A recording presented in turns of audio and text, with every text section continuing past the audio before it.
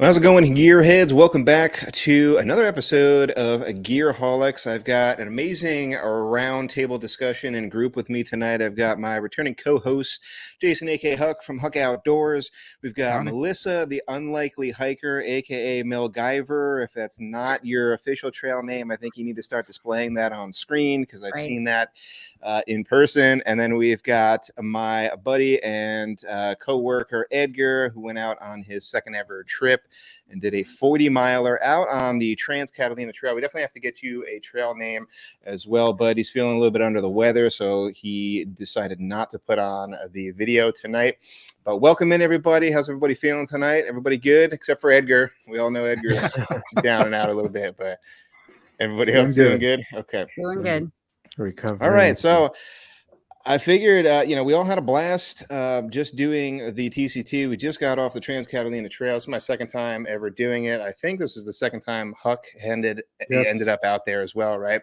And I don't know if we want to do any spoil. Well, actually, Huck's video is already out, so we could already mention that. So he was going out to finish the trail. So congrats on finishing it. He kind of did like a section hike of it, but wrapped up the last portion of it. So yeah, I thought it would be a great roundtable discussion to bring everybody on and kind of do a trip debrief here on the podcast rather than, kind of doing it ourselves or just kind of going off to the side. So thanks everybody for joining for that. So that's basically the main bullet point that I have right here, which is just welcome into the TCT recap here. And I'm also going to slide real quick over into the overview of the trail. So the whole episode tonight is really just going to be like a roundtable discussion. I'll just kind of open it up to whoever wants to, put in their own tidbits here. We don't have to necessarily go in order. We're also going to be going over not only just the overview here first, but also kind of what went right and what went wrong with our gear choices, as well as some of the other quirks and stuff that kind of happened on trail. So this is the first one. Overview of the trail. What did you guys feel about, just in general? What was the trail like? Did you like it? Did you dislike it? Were there some spectacular views, sneak peek, or, was it just complete garbage? What did you think overall on the trail? I know in particular, too, I want to get Melissa and Edgar's take on this because this was their very first time out here. This is Melissa's first time ever in California, too. So I'll open it up and I'll shut up right now. So overview of the trail. What do you guys think? Go ahead, Melissa. Okay. It was absolutely stunning. It was pretty much, I had watched a couple videos about it. It was everything I thought it was going to be, as far as the elevation gain, the distances. So there really was no surprises. I knew the sun was kind of going to be an issue for me a little bit. That definitely affected me more than I thought it would, because it does get pretty hot here, but then there was just scalding sun. So yes, I know, and I was told to, to pay attention to that and be aware. And it still was worse than I thought it was going to be, just the sun. So, yeah, I know. That, though, was pretty much what I expected. Okay. I know, like, Ed, I'm originally from the East Coast. Huck, I'm not sure if you've spent a lot of time out that way. It's definitely more humidity that you have to deal with on the East Coast, but out here, especially in SoCal, yeah, the sun can just blast you out. It's just kind of relentless and kind of all day long, especially out on the island too. There's very little respite, shall we say, from those rays. Yeah. I know my first time on the island, I was surprised, same thing, just how exposed it was. Just you're out there, that umbrella works so well. I had a rain umbrella the first time, the 6 Moons like rain shadow, and that was a mistake because it turned into a sauna when I was using it. So this time around, brought the right umbrella, and if you got one of the silver umbrellas that reflects the sun rays, it works really well. Oh yeah, I got a lot of comments on that one. I'm definitely going to talk about that when we get into the gear choices. But Edgar, what about you? Overview of the trail. What'd you think of it? Actually, just to take a quick sidestep back on this one. I think the first time I ever heard about it was through Edgar. He had an interest in doing it many years, I think, even before COVID. He had heard about it from, I think, one of his friends. So he was like, I think I might actually end up going out there and maybe doing some hiking or whatever. And that's how I kind of heard about it. So what did you think of the trail? Yeah, so before agreeing to come on this trip, I had a buddy who had done this trail, and I recall it because of his bison story. He said, I think on his first day heading to Blackjack, they ran into a bison sometime around like 8 p.m. right on the trail. And so, actually, not 8 p.m., might have been a little bit earlier, but long story short, they had to go around the bison and they ended up arriving at camp at sometime at 11 p.m., so it pushed them back 2 hours. And um, prior Wow. to this, I've never actually been on the island. I lived in Orange County, which is not too far from the island itself in terms of getting there my entire life. And the only idea I had about the island was like, oh, there's probably this like town with some food and whatnot.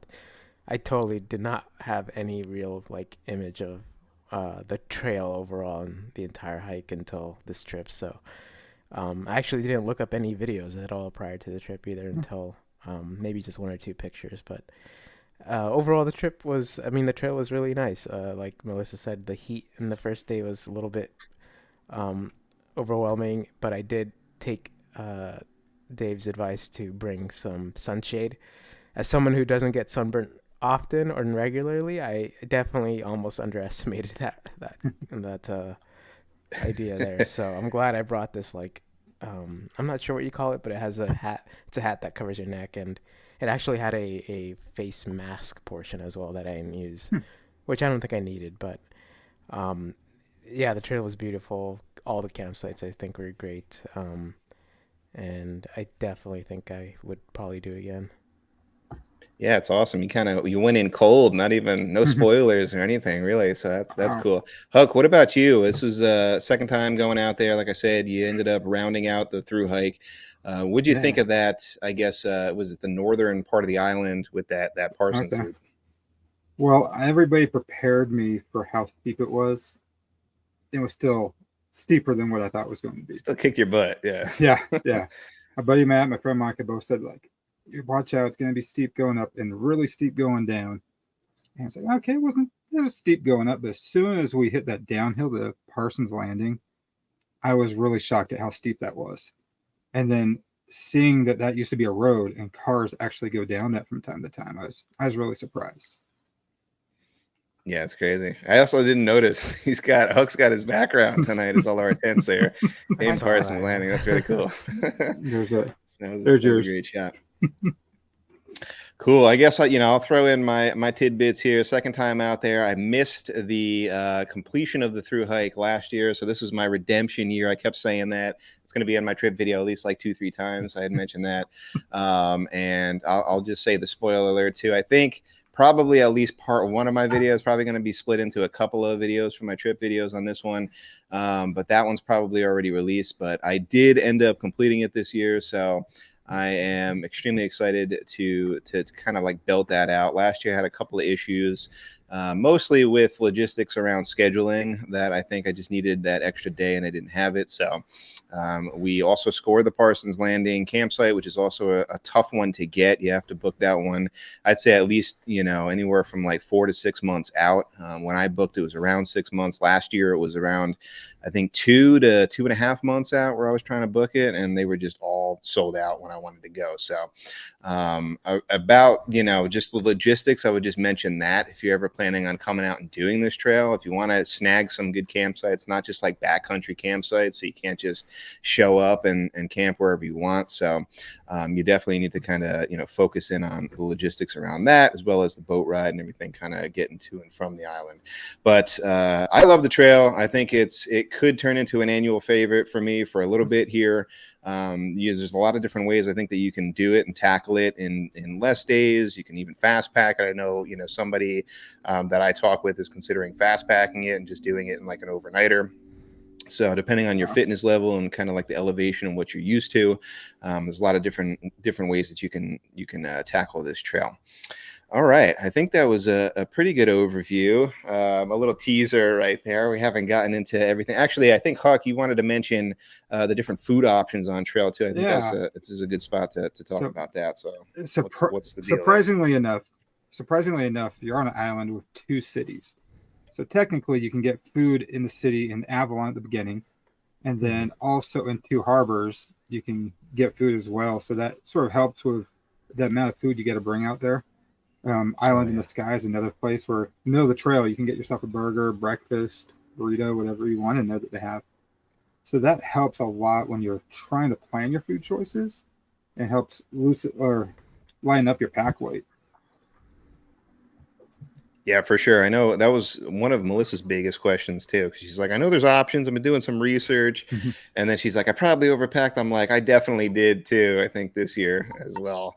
And I packed a lot lighter than last year too. And I still have, you know, 1 or 2 meals and a bunch of snacks that I didn't get to. I had a ton of extra food and I was only out there for what, 2 nights? Yep. Melissa, how about you on the food? How did you do? Did you have like an extra pound when you came back home, or I what was that didn't. looking like? I don't know if I left some in the trunk of your car, but because when I got to the hotel room, I was like, wait, I seem to be missing something. But between that hotel night and then first thing the next morning, I pretty much went through almost the rest of what I had. So I kind of nailed it on the food, but it was definitely delightful being able to grab something at the airport and in Two Harbors. That was fantastic. It was just a really nice break that I'm not accustomed to. So I really enjoyed that. And it was Yeah, just it really does kind of. Yeah. That's fantastic that you did so well. It is definitely a nice kind of like break. You don't feel like you're out there for super long, but at the same time, it's like it's long enough where you're like, oh, you know, a buffalo burger sounds really good right about now. So that was a nice break for sure. Don't forget the buffalo milk too. Oh, the that buffalo was milk, yeah. That made it into one of my my teasers. So it's going to be in a short. It's just Huck's face like staring at the buffalo milk. It's pretty awesome. I certainly took advantage of the food. The first one was the Airport in the Sky, where I didn't know exactly what they were going to be offering as far as food. And I mean, Dave mentioned they had breakfast options, but I looked at their menu and I was like, I saw everything. So when it comes to nutrition, I really like to break things down into the macronutrients. This is just something that I've done over many years, and I'm a pretty active person, so it's something I'm always thinking of. But when I saw what was, I think they just called it the breakfast scramble, which was hash browns, sourdough, avocado, bacon, ham, and cheese, I was like, that's it. That's the perfect fuel, essentially. So I grabbed 2 of those plates, and those I think were, yeah, those were essential for me to continue for, I think, the entire day, and also the part of the next day, because I wasn't as hungry for that following night's dinner. But I knew without that, the nutrition part, I think that's where I definitely could, I learned my lesson as far as what to pack and what to bring. And to say the least, it was an enjoyable experience being able to have that food with y'all there, because, you know, it's like a nice little sit down with views. Yeah, you get a chance, especially at the airport, to kind of meet up with different groups as well. I mean, I know you kind of cross paths with them in camp as well, but you kind of go back and forth usually in and out between different groups. And we had one group in particular that we kept seeing. So that's a good spot to kind of like catch up and you know, trade notes on the trail and how everything's kind of going with everybody else. So that's all good too. All right, let's slide into the next bullet point, which is kind of getting into the what went right and wrong. I'm going to start with what went right overall with the trip. I'll start this one and say I think it's basically just the trip planning. I was able to get ahead of it. I kind of mentioned this already and talked about how you kind of have to score those campsites, especially if you want to stay at Parsons Land. The other ones are not as bad. Maybe Blackjack, because there's not as many sites on that one as well. But Two Harbors and Little Harbor, I think, are a little bit easier to snag. There's a little bit more campsites. But for me, what went right with the trip was that side of the logistics. There's another thing that went wrong, but that kind of went right because I was able to score all those. And I wasn't really sure as far as like how many people were going to be coming until, you know, a few weeks out when everybody was kind of finalizing. And then once that happened, it was really great, you know, just talking with, I don't think they're rangers, but talking with whoever sets up the sites to say like, hey, I got X number of people coming, or I needed like extra bundles of wood at a couple of the different sites and the extra locker at Parsons for the water and everything. So that I think was was very easy to set up, as long as you kind of connected everything together. Like, you always have to make sure that you can get on the boat ride out there and get out. But I think even if you needed to switch it at some point, you probably could have done that as well. Like, if we for whatever got delayed, or the weather was acting up or whatever, we had to go out a different day, I wasn't really like worried that we weren't going to be getting out of there on the day that we needed to. So that's kind of what went right with me. I'll open it up for you guys, see whatever else kind of went right. I know Melissa had some things go wrong with her plane trip. Maybe that'll get into the what went wrong, but what went right around just the overall trip? I think as a general rule, it was planned out really well. Thank Mhm. you, Dave. Yeah. The pacing was very good. Everything about it was fantastic. The first day was a little long, but it wasn't unmanageable at all, and it was just fantastic. Even though, we had that little snafu that first thing in the morning, missing the ferry, but we still made it work, so it was fine. Right on. That's definitely in my what went wrong. That's just the next topic. What about you, Huck? Huck always seems like a pro. I never see like anything that goes wrong with his stuff. He's always seamless. But Gear actually went pretty well this trip. What went wrong, I would just say my planning wise for food, and I probably brought at least a pound of food back, if not more. Wow. Yeah, lots of snacks. I'm a snacker as it is, and I just had way too many snacks out there. So cutting that down, that would have helped a little bit with the pack weight. But yeah, your planning was great for this trip. Thank you for that. Really appreciate it. And of course, weather was actually really great. So yeah, it was nice. Like, we got this little bit of rain, but that rain was just sort of just nice, cooled everything down. Yeah, each year I've gone in September, and it's been about the same. We kind of lucked out too, because I remember the weekend after, we got a crazy amount of like marine layer that came in, and that fog rolled in, and I was like, wow, we just missed out on like a foggy weekend. So we kind of lucked out on that. Yeah. What about you, Edgar? What went right? You can also get into what went wrong as well too, if you want to do that. Overall with the trip, I know you had just mentioned the your sun protection that you were working with, but I know you just mentioned last week too that you think you might have gotten potentially a little bit of a heat rash. Maybe you can talk a little bit about that. Yeah. Well, first of all, what went right was providing me all the gear that you did, which was easy for me to just show up and bring some change of clothes, shoes, and some, sun protection. But agreed with the pacing. I think the pacing was perfect, especially given the first day. I think I was already considering, and this I'll get into later, and as far as like what went wrong, but I was already considering maybe like, okay, what's my exit strategy if I can't finish this on the first day. But I think the pacing really helped me understand, first of all, what I can do for the steep and inclines and declines, which Huck mentioned. Some of those were really steep, and just looking back, I think that I'm glad I took the slow pace, because I was one of the slower people descending, and that was fine. I think we had plenty of time to reach the campsites. Another thing that went right was just the location for me, and being able to join on this trip. Usually I'm not someone who would drive too far for something like maybe a 1-day trip, but I mean, this was a 5-day trip, and part of us scheduling this trip was because we work at the same place and on the same team, making sure that we have our support from our manager to take that time off was another thing that went right. So glad that worked out. And then another thing that went right was bringing 2 pairs of shoes, because as we'll talk about later about what went wrong, the second pair really saved my butt.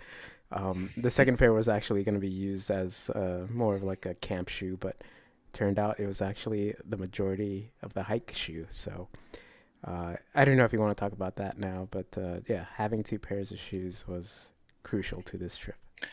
Yeah, we'll slide into the gear right after this one. I do want to bring up what went wrong with the trip, and real quick. And we were kind of talking in the green room a little bit. I was trying to pull it up, but in particular, Parsons Landing is the only campsite on the trail that doesn't have an active water source. So it's technically, I guess, considered a dry camp. So you either have to camel up and go through, like Huck said, there's like a 17 to 1800 foot climb, particularly on whatever time of the year that you're going, especially if it's hot. We got lucky because it was a little bit overcast, but trying to carry all of your water from like Two Harbors out there to camp at night would be really tough, I think, with all the extra weight on your back. So they have this thing that you do, which is, you know, you can reserve a locker, what they say, and it's just a small locker that's big enough to fit some water, your bundle of firewood, and a fire starter. So you can reserve more than one if you want. We actually ended up bumping it up to 2 because we originally thought that you were going to get 2.5 gallons of water, a bundle of firewood, and a fire starter for each locker. Turns out you actually get 2 gallons of water and not 2.5 gallons. So we ended up getting 2 lockers, but we were basically a full gallon short of what we originally thought we were going to have. And I'm not exactly sure how that ended up happening.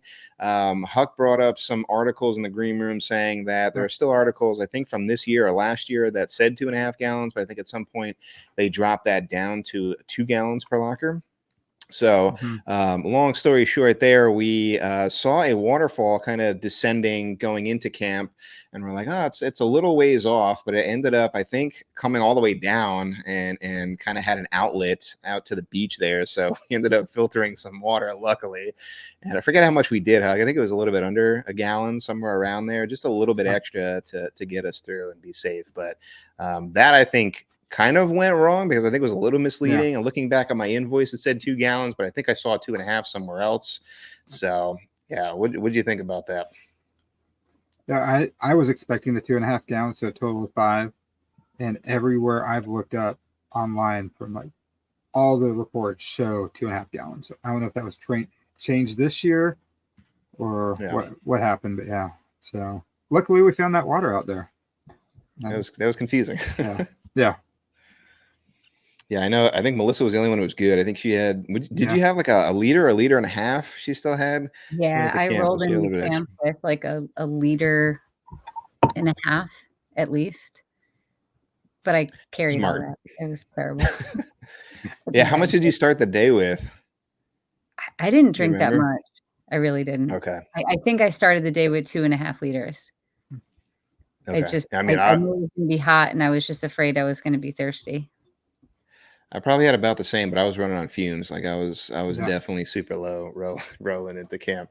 And then there's like, again, there's no shade, there's no cover. So, you know, we're putting our water, we're trying to like hide it in our Fox box, and it's like heating up to like 80, 90 degrees. Super delicious cold water. Not at all. Yeah. But anything else that kind of jumps out to you guys as far as just the trip and what went wrong with the trip? Any other snafus there or any other hiccups that kind of came up?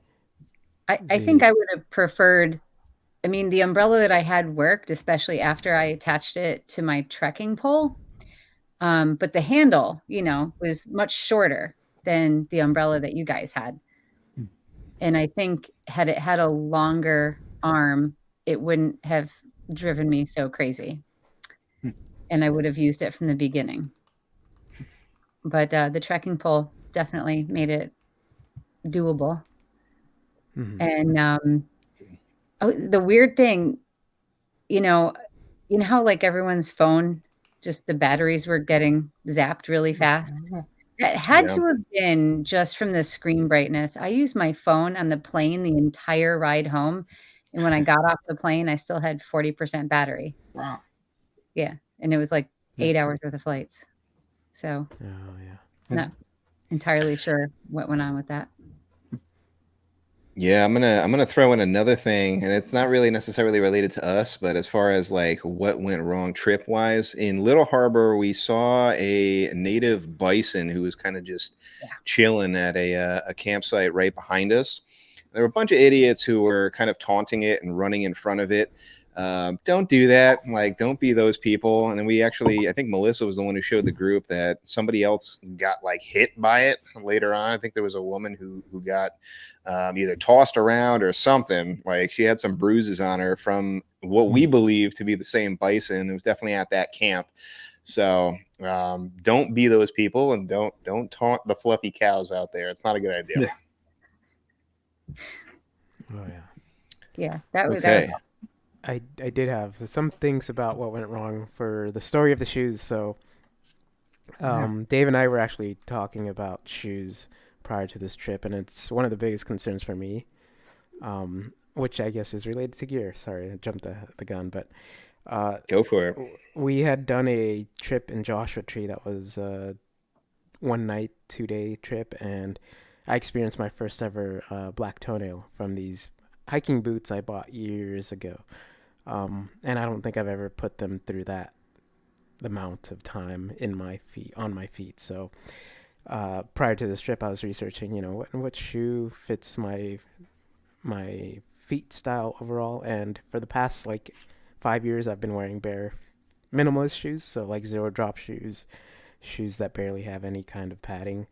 And Dave was really adamant about getting zero drop shoes, but with some kind of like padding form and whatnot. So I looked into it, and ultimately I still ended up with a brand that I'm very familiar with, and that I'm used to wearing throughout the day.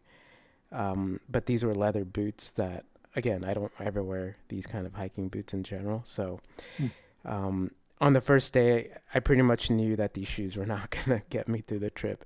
So at our first lunch stop, I took them off and took out my $20 pair of like barefoot shoes that only had one insole each, and they were on its last legs. They were probably 4 years old. But I immediately put them on and felt comfortable walking with them, and more confident than I did with these new pairs of hiking boots that I just bought. The reason the boots weren't fitting me was something to do with my toenails just pushing against the leather, and I think the leather maybe hadn't broken in, but it was extremely uncomfortable. So I knew I wasn't gonna last in them. So that's a major thing that could have gone wrong, where I was telling Dave literally, it's like, hey, what's the procedure for getting off this island or ending this trip on an early note? Yeah, it was right at the picnic area. It's basically like halfway into the first day. Edgar was kind of scaring Melissa and myself, going, I don't know if I'm going to be able to make it with these shoes. And I did. So the two that Edgar are talking about, I think you have the Vivo Barefoot boots, and then the other minimal. This is barefoot style. So kudos and huge points to Edgar, because he did the whole thing barefoot. So I think your trail name should be like Barefoot or something like that. But Underfoot. did the whole thing barefoot, and the Vivo Barefoot boots are the ones that he started off with, and he wasn't really liking it. So I had mentioned something like the Ultra Lone Peaks, that zero drop that had a little bit of cushion, so that even if he was thinking about bringing more of the barefoot style shoes, to have something else. So he brought 2 pairs anyway, just to try them out. And that would have given you a little bit more cushion. I think at one point too, and you did this with your water shoes, or I think you just stuffed like insoles into your socks and made water shoes. Yeah. So I think you probably could have like doubled up on your insoles or something like that, or possibly jerry rigged that if you needed a little bit more cushion. But once you switched over to those, I think they're called Teslas. Amazon knockoff brand, but you were okay with those. So that was good to see. All right, so we're already into the what went wrong gear wise. I'm gonna throw some in here. I'm gonna challenge Melissa here, because it wasn't really my phone that I had an issue with. So I did bring a couple props. I got my battery bank here and my headlamp. This was only, I think, on night 1. So only throughout day 1. And if anything, it was a little bit hotter, but these two, in my opinion, were fails for the trip. The first night that we got in, I don't even think we spent that much time with our headlamps on. I think a grand total of maybe like an hour or 2 hours max. I mean, like, we got in, it was getting dark a little bit. We didn't use them that long. And I've got the Sun Blessa headlamp here, and I might have had it on the stronger of the two, because I have two lights, but it wasn't on the strongest power. And all of this was charged 100%. My phone was charged 100%, and the headlamp completely died on night one. I have no clue why. Not a lot of milliamps on this one. I brought a 10,000 milliamp. This is by Rav Power. I've heard decent things about them. And then my phone was, even though I was tracking on day one, I had all trails in the offline map mode, but I was actively tracking. Definitely ditched that on day two. But that got down to maybe like 38%. So, and my phone is only a max from dead of like 6,000 milliamps. So I had to charge both of those. My phone wasn't completely dead, and my battery bank at the end of that was at around 50%, showing 2 out of the 4, lights on this thing already. So I don't know what the heck happened, but at that point, from day one on, I was like immediately in conserve juice mode. And I think all 3 of us, except for, Huck coming in, were in kind of dire straits from then on there out. But yeah, how about Melissa and Edgar kind of talking about the electronics issue and kind of like running out of juice? 'Cause that was an interesting one. Well, I mean, I had a 36,000 milliamp battery, Yeah. and it did work for the entire trip, but I wasted it on that last night charging my phone. So, and all I was using was my phone. I didn't have anything else. There was nothing else like a Garmin or a headlamp or anything to charge.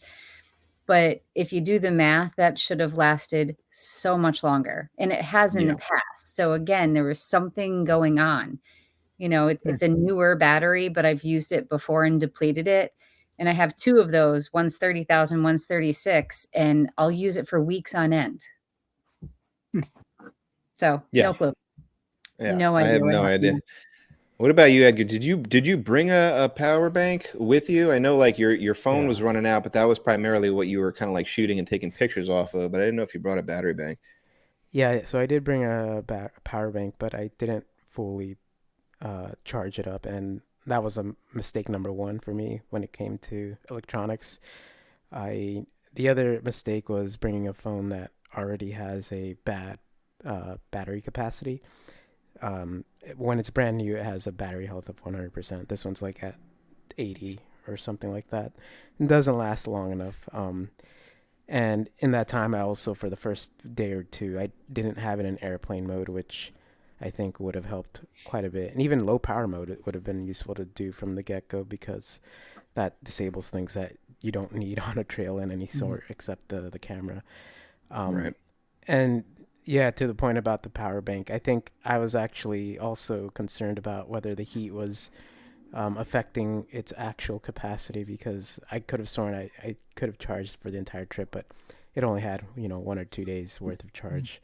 So I ended up just having a dead phone for the last 2 days, which was fine. I think I ended up enjoying the trip slightly more because of it. But I did lean on Melissa for some pictures to take. That was useful. So Yeah, and you hear all the time on like these backpacking channels about cold zapping a lot of the electronics and throwing them into your foot box and stuff like that. But I don't think we hear enough about heat potentially messing with it or being in direct sunlight. So I think that probably played a little bit of a role in there. But the other days too, I think were just as hot potentially. I don't know. Maybe it's that back half of the first day where you're not really getting a lot of wind and you're just kind of getting hammered by that like late afternoon sun. That might have just done it.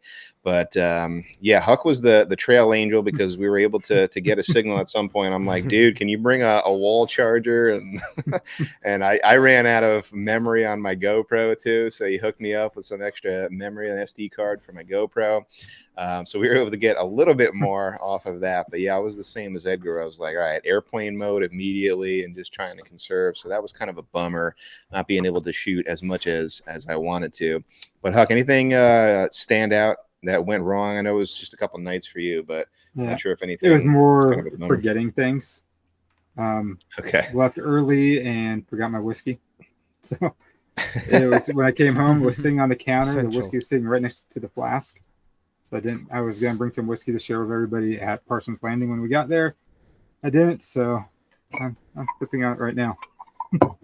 Should have told Melissa she hit up a place and probably could have carried some over for you. Surprised I didn't have anything in Two Harbors either, but The only other thing was I also forgot on my phone to download offline maps for Natural Atlas. Okay. One thing I really like about that app is it talks about the fauna and the flora of the area, and it would have been great to talk about some of like the plants that we were walking by. I just didn't know what they were, and if I had that part of the app downloaded, that would have been great. But Yeah. I forgot to do that as well. Apparently, I'm gonna that's throw in the a app I couple. need. I'm going to throw in a couple more real quick here. First of which is my pack. It's right off screen, but I want to grab it. It's the Z-Packs Nero. I was definitely pushing the weight limit on it. I think I was probably around the weight limit, which is about 20 pounds. And it was digging into my shoulder. It's it doesn't have a hip belt on it. So it wasn't the most comfortable pack at that weight. So I can't necessarily recommend that. And then the other thing too, kind of piggybacking off of Huck a little bit, was I thought I had my offline maps on my watch, and that definitely would have helped out a little bit too, because my watch is a very, low drain as well. So charging that wouldn't have really taken that much juice, and it would have helped me stay on trail a little bit more rather than referencing my phone as much as I did. But that's pretty much it as far as like what went wrong with the gear. Let's shift it over into a positive light here, and let's go into what went right with the gear. So I'll open it up to you guys first. What gear kind of stood out to you, and what were kind of like the home runs of the trip? I know Melissa already mentioned kind of her version of the umbrella could have been a little bit better, but she's still happy that she brought it. What else went right with the gear? Well, I'll go real quick. I'll start off. I love the umbrella. The umbrella helped a ton coming down to Parsons Landing. Right when that marine layer just burnt off and got hot, that helped out a ton. So umbrella, definitely. And I really love my backpack. That Swift X is so comfortable. It rides well. Sleek looking pack. Yeah, I love that thing. So, and now that they've done a couple of upgrades onto like the ultra stretch material and the way the pack connects to the sides instead of just a roll top and top, I love that. It really is my favorite pack. Yeah. It's just comfortable. It's not comfortable on the hips, comfortable on the shoulders. You don't really feel it. So yeah, those two right there, perfect for me. Yeah, I'm gonna have to second that. I got mine right here. So the Gossamer Gear version of the umbrella. As soon as I got off the trail last year, my face got roasted. So that's kind of what went wrong. And I was like, I definitely need to get an umbrella. And I must have gotten stopped at least like 3-4 times going, with people coming the other direction. They're like, that is a brilliant idea. Like I definitely would love to get my hands on one of those. Where can I pick one up? So yeah, umbrella was huge in those high sun exposure days. What about you, Melissa? What kind of gear stood out for you?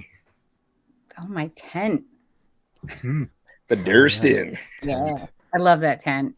And every time I use it, I love it just a little bit more.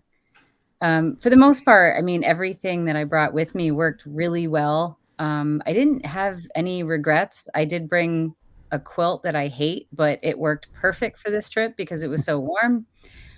Sleeping pad was fantastic. Pillow was fantastic. The tent, nice and spacious. Yeah, I mean, I got to sleep with the doors open on it and everything, and it was fantastic. Not the biggest fan of my trekking poles, but they're light, so who cares? Yeah. No super complaints. For me, gear-wise, the backpack was great. This, again, was another loaner from Dave, which I actually ended up buying just 2 days ago. So yeah, I owe you that one. Awesome. Yeah, it's the REI Flash 55. It's the older model. The newer one has an adjustable torso and a couple other tweaks to it, but it's relatively the same. But yeah, he's loved that one since the first time we put it on. So I was like, all right, that's for you. Yeah, I think the biggest test was this, right? It was a 5-day trip with, I guess, it was reasonable weight. And I never once felt any discomfort in terms of shoulder or hip or anything. So this was actually the second time I've used it. I used it again for the Joshua Tree trip, and at the same time, I never really had any issues with it. I mean, the first time I was using it, I was informed to use the hip adjustability to, help take some load off of the shoulders, which was night and day difference. And now that I have the hang of it, I definitely don't know how anyone would want to do something like this trip without something that's super comfortable and familiar with. So Thank you, Dave. The other gear I think is worth mentioning for me is electrolytes. Electrolytes for me, and related to what could have gone wrong, or what did go wrong was with water, are pretty important. So I actually have, I took Redmond Salt Relight, which is my second electrolyte brand that I've committed to. Prior to that, it was LMNT, or Element, which everyone here is familiar with. I think it's the salt water in a packet. Yep. And it's ocean in the packet. And Yes. I used to love that one. I still do love that one, actually. And it's one of my favorites, but it was really expensive for what it was. So I moved over to Relight, which is about 400 milligrams less of sodium. But for me, I understood that, if I needed more sodium, I could just add it. So I took about 2 scoops of that, which their serving size is a little scoop that they provide. 2 of those a day with enough for the rest of the trip. And that, as far as I would consider gear, was went pretty well for me. I never felt like I was going to be dehydrated or anything like that. And I think it also contributed to me, completing this kind of trip on my second time ever. So gear-wise, the other thing, was I think that was it. Yeah, just the clothes, the little washing thing that you brought, Dave, for washing your clothes. I think that thing was really nice to have, just because I did bring more clothes than I needed to, but knowing that you had brought that, and knowing what it was beforehand, I probably wouldn't have brought as much clothes. I felt like I got a good clean out of being able to rinse my clothes in some form of soap with that. Yeah, I figured, it is a through hike, even though it's a little bit shorter of one, but I was like, all right, we can bring a little bit more luxuries on here. So I brought the Sea to Summit basin with just some Dr. Bronner's, and we just kind of did a hobo wash with our clothes for a couple of times. When we, Mel Guyver had her clothesline that we threw some stuff over. I brought another clothesline, and clotheslines it worked really out. nice. Worked out pretty well, I'd say. All right, I'm going to throw in a couple more here. And I'm surprised Melissa didn't mention this one here too. I bet it didn't make the list, but the Licks of the Straw here. We're talking about something that's near and dear to Melissa, which is gear efficiency. This one has jumped to the top of my list. I had it in my water bottle right here, and all I had to do is tilt my head over to get a drink.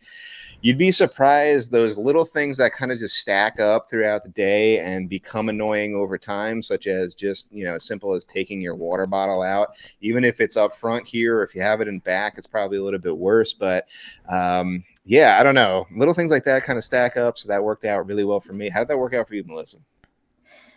It worked out pretty good once I got the height adjusted on the bottle. So if you remember, I had to take those little bungees and I had to drop the height on them down a little bit. Then it was okay.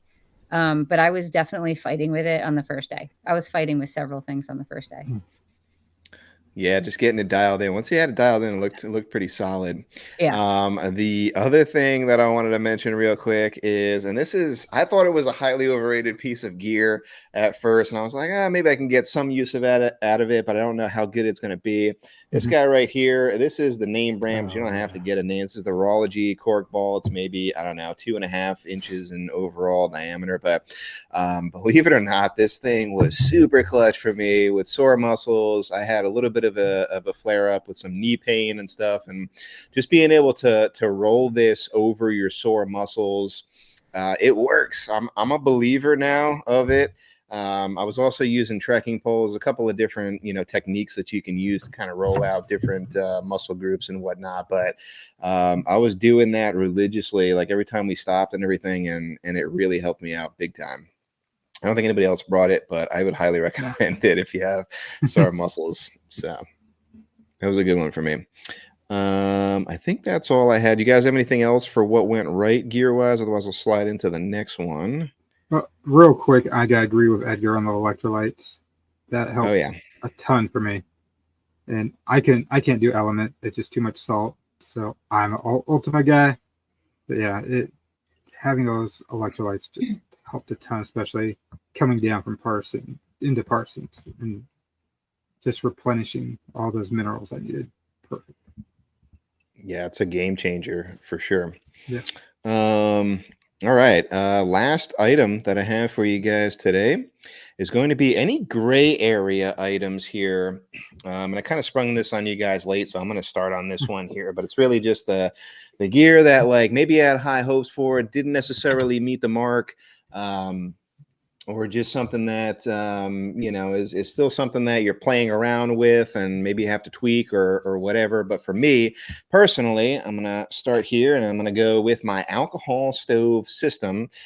This is by X-Boil. I don't have the windscreen with me here, but it's just the stove, and I brought a 4-ounce bottle here. The infield tests, particularly with alcohol stoves, are a lot different than when you're testing at home. And you know, I got a stove that's kind of fitted for a different pot, and I tried using my Tokes with it. And I gave Edgar my Jetboil stash, and the Jetboil stash has the flux ring on it and all that kind of stuff. I can get deep in the weeds on it, but there were a couple of different factors that kind of cut into the overall effectiveness of that stove when I was out in the field trying to use it. So I was definitely burning through a little bit more fuel. Like Huck mentioned, you know, we had some other food options, so it didn't really become an issue for me. But if I was out there solo and I didn't have as many food options, then I probably would not have had enough fuel. And I think I might have bummed some of Edgar's fuel on one of the boils as well. But for me, that's still a gray area. I'm still kind of tweaking that and still trying to figure out how to best optimize that. But did you guys have any gray areas for gear that didn't quite hit the mark? I did. And it's nothing. The only thing I have to do is fix it with a slight modification. But my shoulder strap pouch for my phone, it just dangled too much, and it was driving me nuts, like actually nuts. And it's just a function of where the little plastic clip is. It just needs to be tighter up against the fabric. That's the only problem. There's just way too much play there. And even though it's a universal fit on the ULA circuit, you just can't get it quite right. You could easily fix it with a piece of bungee cord, but I don't really like modifying new gear. I mean, it's just silly, but it didn't fit quite right. So I'm going to have to fit it to my pack. Yeah, So you that was gotta all work over your the place. MacGyver magic Yeah, I will. You know, on it was that just one. very frustrating, and the phone's flopping around and everything's turning inside of the pocket. And yeah, when you're hot and Yeah, you're I think you're. sweaty, like it's the little things that really can drive you crazy. Oh, for sure. I think you're talking about the Z clips, and I know exactly what you're talking about because I bought Yeah. one or two of the pockets from Hilltop Packs, similar design. You know, Z clips that kind of go into your daisy chain, Yeah. and you can move them up or down on your daisy chain. But I got too frustrated with it, so I'm really curious to see what you come up with to really lock that down, because I had the same thing happen. It wasn't just like up and down; it was also like side to side. If I tried to All put a over. water Yeah. bottle in it, it was just driving me nuts. So ever since then, I've been a firm believer in getting whatever accessories that the backpack company makes and just going with those. I've had some luck with that, but yeah, I totally agree on that one. Yeah. The ULA pockets that I have do fit better, and they have the same clips, which is weird. So it has Hmm. everything to do with the spacing of it. But the ULA pockets don't have a waterproof zipper, and they don't have that nice little mesh thing on the front. So I wanted to Right. try that one out. I'll fix it. Don't worry. Similar to Melissa, it's something that goes on my shoulder strap, and that's so I'm gonna pick up at all. My Peak Design Peak? clip for my Yep. yeah. And on the back, right here, there's no padding on it, so no matter what pack I use, I can feel it when it's hitting my shoulder, right in here, and it's a pain. So it's one of those things. Maybe I can add some padding to the back. I know Yeah. they've got a newer version, but still no padding. So that it's just one of Yeah, those is things I have that to deal with. yeah, I tried. I have like the Ulanzi knockoff of that. I was thinking the same thing Mhm. too. Now you're talking about like going underneath your strap, right? Yes. Instead of like Yeah. going through like a daisy chain. Yeah, Yeah. that can definitely dig into. I mean, I just had the 'Cause I Velcro use a strap. yeah. Yeah, for Yeah, my umbrella, and it was the I'm same using that thing. vest harness, and that vest harness is Right. just super minimal. and so it does dig in there. Wide I've got too, a right? couple, yeah. Yeah. So maybe add some padding to it somewhere along the line might help. Yep, those are the problems with the DSLR users. I think Melissa and Yeah. myself are just more minimalist. But yeah, it's hard carrying that extra 3 pounds on your shoulder, man. Either way you Yeah. cut it, you know. Yep. Yeah, my gear gray area was smartwatch and fitness tracker of any kind. Only because I didn't bring my Apple Watch, which is the only fitness tracker that I have. But I knew it wasn't going to last the 5-day trip, so I think one of the benefits that I think that would have been useful for me is understanding the grade that we were at. But in reality, I think maybe seeing that grade and that percentage actually would have made me more concerned for the trail, meaning because I would understand, oh, this is a 20% grade. I would be more scared, I guess, is the best way to put it, if I saw that number on my fitness tracker. Whereas not with the fact that I went blind, I kind of just, focused on the actual trail and how I felt. When it comes to heart rate and whatnot, I wasn't really concerned about my overall effort, but I think a fitness tracker would have just been useful just to understand at what part, the mile marker we were at for the day or how much effort I've done. Again, because nutrition for me, I didn't really plan it that well. So like if I knew I wasn't going to, bolt it up these 20% grades without any proper nutrition, a fitness tracker would allow me to pace myself for the amount of calories I would need for the day. And I actually have a bike computer, which is a Garmin, and that lasts a pretty decent time because it's just a black and white screen. And from what I understand, this cycling computer you could use for hiking, you can just load up a trail. So I think I could have easily brought that super light, put in my back pocket, and use it just to track the overall mileage and grades, as opposed to needing a smartwatch, which, again, with the battery situation that we had, I don't think would have been smart because I would need to charge 2 devices, and the phone would probably take priority. Yeah. All right. I think that was a really good roundup. I want to ask one more question, and this is directed to Edgar here, because I think if anybody is new into backpacking and they want to get into backpacking, this was Edgar's, I think, like second ever trip. And you probably heard on this podcast that he is a little bit more active and he is into cycling and other, physical exercise. So he's probably a little bit more equipped to handle a trail like this. But how would you grade this overall, Edgar, from a more of a beginner standpoint? Do you think that this would be too much of a challenge for some folks, or do you think this was a decent trip to go on just starting out backpacking? I think it's super noob friendly for someone like me, and really someone maybe trying to get into backpacking, because of one key thing, which is the water and the potable water at each campsite. The trail overall and the effort, if you had to carry the water that you needed for the entire trip, I think that for me, I knew I wouldn't be able to do that. Only, first of all, because I drink a lot of water, and second of all, because of that weight concern for anyone who's new to backpacking. But again, now knowing that what Catalina Island is, it's like a really easy way to start backpacking. You could do portions of this trail and enjoy it, and you could come back, and especially if you live in the area, come back and try different things and different setups. I definitely think I'll be back for sure, and even try to bring some friends who are not familiar with backpacking for maybe like a day hike of some kind, base camp or of anything. So yeah, I think it was really a really good trip overall. That's amazing. That's like probably one of the best answers I could think of, other than, it could have went completely south too. It could have been like, no, this stinks. Nobody get into it. So it's great to hear that. All right. I think that's a good point to kind of stop this one here. I'm going to throw up some social media stuff here like I usually do. Check out Huck here on YouTube and on Instagram. He's at Huck Outdoors, and Melissa is over at UnlikelyHiker, I think, on both as well, right? Instagram and YouTube, same name. Yeah. All right. Make sure you check out their channels, give them some love. I'm not sure if Edgar wants to share his. I think his is more of a personal. If he does, I'll throw that in the description down below. Otherwise, I think that'll do it. This kind of hardly scratches the surface about how magnificent and amazing this trail is. I can't rep this trail enough, and I'm not sure if that's necessarily a thing that we should be doing or we should be gatekeeping if we want to keep certain stuff to ourselves. But this one's pretty popular. A lot of people know about it. So I definitely recommend this trail. It is beautiful, and I will definitely be back as well at some point in the future.